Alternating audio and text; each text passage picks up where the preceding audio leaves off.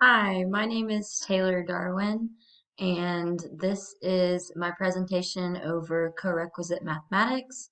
My question is, are we really supporting students? So just a quick background of co-requisite courses because those who are not in developmental um, courses at the higher level, usually higher education level, don't typically recognize this word. I didn't before I got into higher education. And so it started with House Bill 2223, and essentially, Texas is in the process of transitioning developmental courses into the co-requisite model. And what this looks like, well, what it looked like prior to this legislation was students who were placed in these developmental, either mathematic or English courses, would take their developmental course, and then upon that completion, would take the transfer level course that is worth the credit. And so, in this model, it sometimes would take students several semesters before they actually reach the course that would give them credit. And so the proposed new model, which Texas is in the middle of implementing, is the co-requisite model, which um, allows students to take we call it support or the developmental side and the transfer level course simultaneously. And ideally, they would complete their transfer level and their developmental course in one semester versus drawing it out for over several semesters.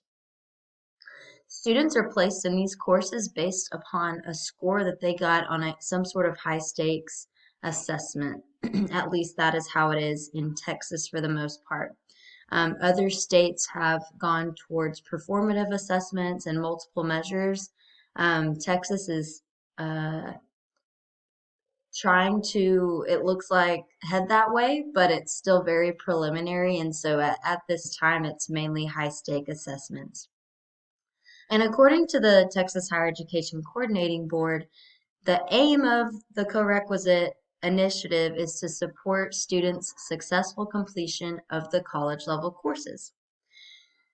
So the instructors ask ourselves, what does it mean to support our students? Does it mean they just pass the course? Does it mean that they've actually displayed their mathematical knowledge in a way that will help their career? Does it mean we've helped them, say, in their algebra course, but good luck on your subsequent courses? So it's a little vague. And because of that vagueness, this model comes with great intentions, but in some instances where we're asking and hoping that students save time and money towards the completion of their degree, if this co-requisite model isn't implemented effectively, it could actually cost students time and money. So, when I think of co-requisites, at least for my personal experiences with as an educator, there are three main components that come to mind when I'm considering my research, and that is how the students are placed. As I mentioned earlier, they're placed in these courses based upon a score that they got on a high stake assessment, like a TSI or an ACT or SAT. So we could look into different ways of placing students using multiple measures. Another consideration is how are they doing in their subsequent courses? So let's take an algebra course. Have I supported my students if they pass my course? Or have I supported my students at the completion of their degree when they get their STEM degree? So, meaning their subsequent courses, how are they doing in their pre-cal and their calculus? Are we just supporting them temporarily? And then, of course, the actual support that is happening at the time of their co-requisite course. And that's what I'm going to talk about today. So, This slide is a little wordy, I apologize, but these quotes and this literature really um, stuck out to me and was kind of impactful. And it says that STEM employment will increase by 50% at the end of the decade. And even with those numbers, we're not graduating students at a rate that will support that. And so we've got to, at the higher education level, put these foundations in place to support education for all students. Right now, that is not happening. Students who are aspiring a career in a STEM field and are placed in co-requisite courses are dropping off at extremely high rates. And these courses have now become a filter from rather than a pipeline to STEM careers, according to Buckles et al. And so um, I listened to a TED Talk a couple weeks ago, and it was about us, some organization trying to design planes that fit the average pilot. So they would design these planes for the average pilot to be able to fly. And what ended up happening was every time a pilot would get in, it would the controls would be too far of a distance, or the seat wouldn't be very comfortable for their body type or whatever it looked like. And so what ended up happening is this average plane didn't exist. It ended up helping no one. And so that one size fits all model approach that we've taken to education, I believe, is also not helping anyone. And so we've got to reconsider the approach that we are taking towards education, and the one size fits model or working towards the average student is no longer acceptable. So, just a quick overview of some interventions that are happening right now in co-requisite courses and what the literature says. Maybe that these students are lacking in their soft skills, like their time management, study skills, note taking. And so people have looked into what it would look like to assist these students in that way, in supporting them in their soft skills to see if that helps, um, how they do and how they perform in the mathematics class.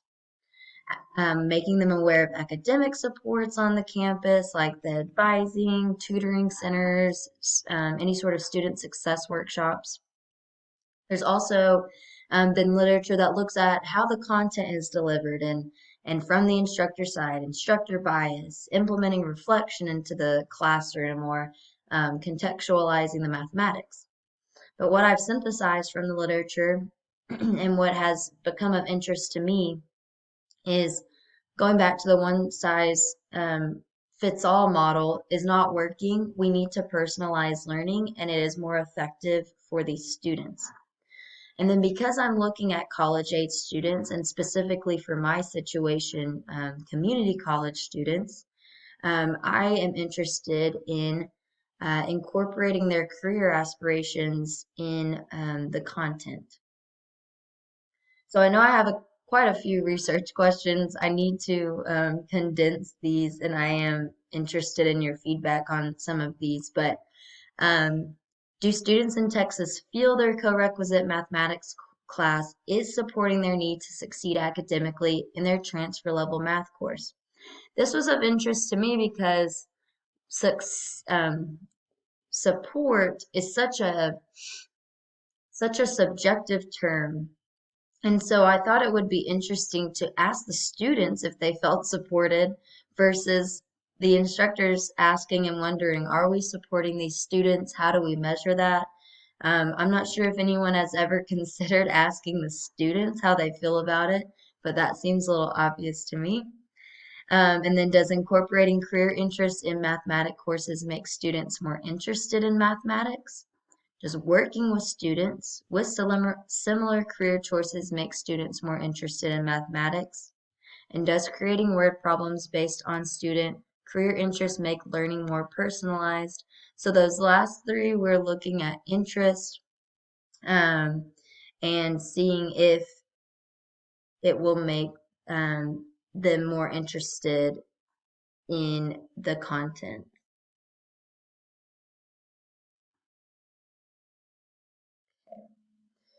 Sorry, I thought my thing stopped recording. I was just making sure. Okay, so methodology, 4 steps. We would like to ideally, at the beginning of the semester, group students by their career interest, perhaps by a survey that they do at the beginning, and then group them by these interests. Maybe that would look like healthcare, teaching, um, different types of careers, and group them into those clusters.